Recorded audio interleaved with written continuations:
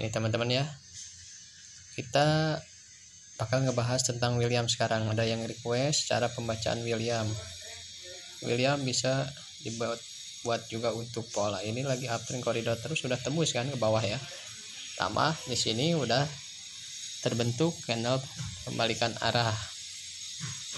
Kita lihat William, kita berpatok pada wilayah 50, terus upper load 80 dan 20. Ketika dia upper load, dia harus ada pembalikan dulu. Ketika dia udah upper sell, dia harus ada pembalikan dulu, kayak gitu. Nah sekarang kita baca dari lakukan William ya. Di sini sedang terjadi uptrend dan telah tertembus ya. Nanti dia mau ada pembalikan arah.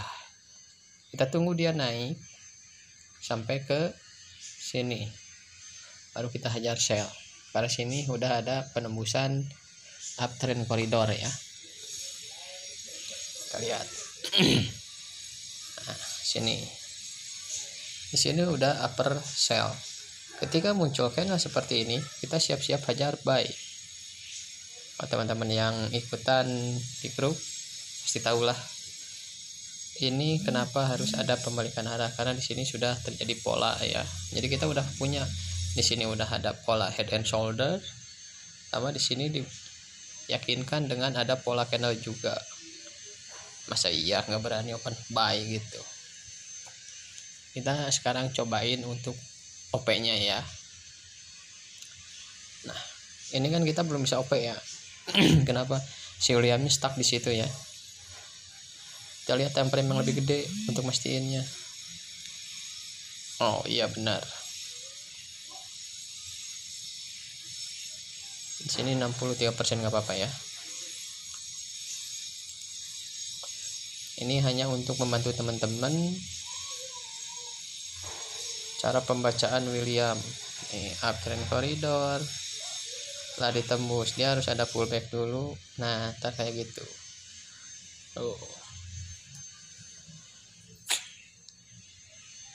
Kita cek deh di market yang lain sambil dibahas. Nah di sini kita lihat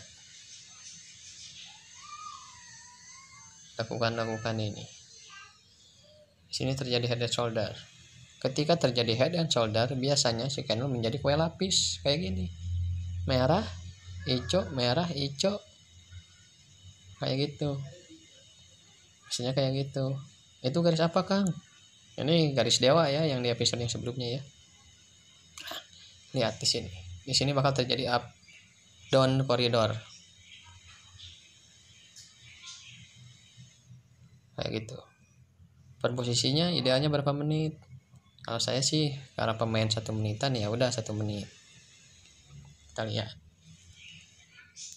Benar nggak? Di sini terjadi uptrend, up down koridor, sorry.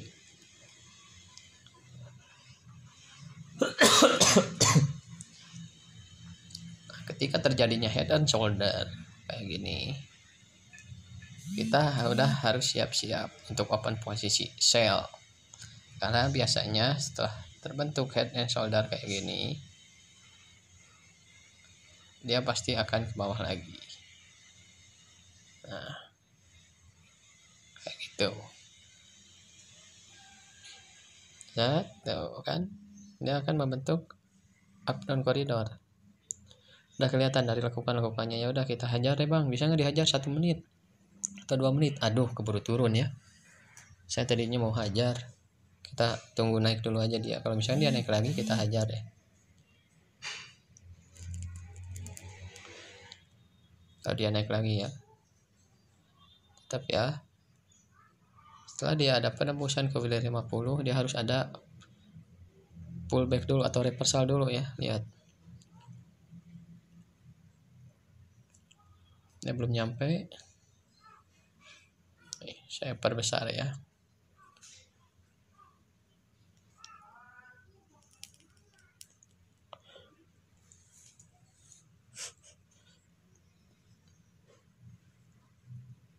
Duh, ngeri juga Kang untuk open posisinya. Apa kita aduh, dia malah langsung gap lah ke atas. Apa tunggu kita turun. kita patokan di wilayah 50. Jadi kalau misalkan terjadi kayak gini, nah wah bahaya itu. Ini wilayah 80, kita bisa open posisi. Aduh, bro ke atas lah. Dikit lagi. Nih. Tetap ya, William bisa dibaca walaupun lagi kayak gini. Di sini kita punya lakukan misterius. Kita bisa hajar buy.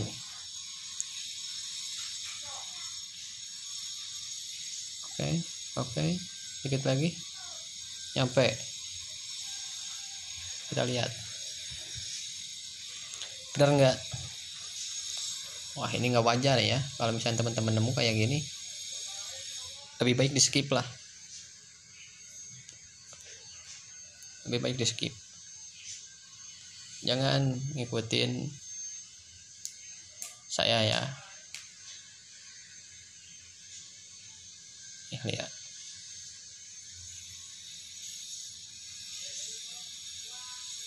Ngeri kan lihatnya juga ya. Kita ini udah ketemu channel yang longsor kayak gini ya, udah kayak apa nih, kita open posisi buy. Ngeri ya. Jangan ditiru. Kalau misalnya teman-teman ketemu channel longsor yang kayak gini, skip aja ya. Aduh, kok loss bang? Belum lihat. Nah, dan kan tetap walaupun kayak gitu, kalau kalian udah benar-benar paham dengan si William, itu bisa dijadikan sinyal-sinyal membentuk pola. Tadi saya ngomong uptrend koridor kan, up down koridor, benar ya, dia kuat ke bawah. Terus kenapa bang tadi open posisi bahaya di sini? Nah, hukumnya William kalau sudah overload di 80, dia harus ada pullback dulu untuk melanjutkan trennya. Kayak gitu. Jadi hukumnya kayak gini nih. Ini wilayah 20, ini wilayah 80. Dia udah overload. Dia harus ada pullback dulu. Contoh yang ini. Ini kan awal dia overload. Kita hajar sell. Masuk nggak 1 menit di sini? Kita ambil pucuknya. Ketika dia udah naik, si William hajar sell, aman kayak yang ini. Walaupun saya nggak dapat titik idealnya, tapi karena saya udah paham lah, udah sering pakai William, akhirnya profit ya. Nah, di sini perhatikan, di sini bakal ngebentuk huruf kayak gini. Si William, lihat.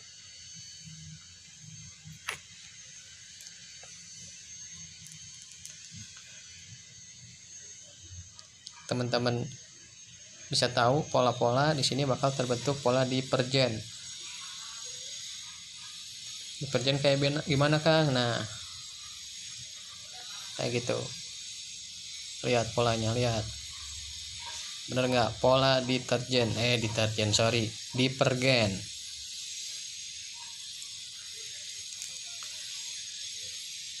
Lihat polanya. Bener nggak? Yang saya gambarin tadi. Dia ngebuat huruf kayak gitu kan, yang tadi saya bilang kayak gini kan. Nah, untuk open posisinya kayak gimana? Kita sambil open posisi, lihat. Kita kalau misalkan sudah susah bacanya di time frame 1, kita cek lebih gede. Dia lagi ada di mana nih? Di wilayah apa? Oh, dia udah overload. Oversell. Katakan kan bisa di open posisi buy, kita coba. Nih.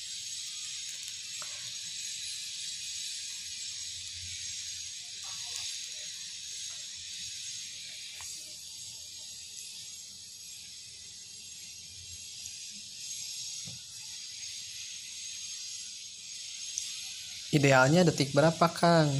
Ke teman-teman idealnya ya detik-detik setengah harga lah, setengah harga. Kalau misalkan mau di awal sekalian, kalau misalkan mau di akhir sekalian. Contoh misalkan teman-teman mau di bawah 20, silahkan di bawah 20, atau di bawah 30 silahkan. Mau di atas sekalian di atas, tapi teman-teman harus benar-benar tahu polanya kayak gimana. walaupun saya nggak dapat pucuk kan tetap profit ya. Nah kayak gitu ya untuk cara pembacaan William tuh. Saya ini tanpa melihat SNR atau SND, tidak menggunakan garis ini ya, garis dewa nih. Apalagi kalau saya udah menggunakan garis dewa, tahu nih titik pantulnya di mana, titik pantulnya di mana kan. Kayak gitu ya teman-teman ya. Silahkan dipelajari. Terima kasih, jangan lupa like dan komen, subscribe juga ya. Terima kasih. Assalamualaikum warahmatullahi wabarakatuh.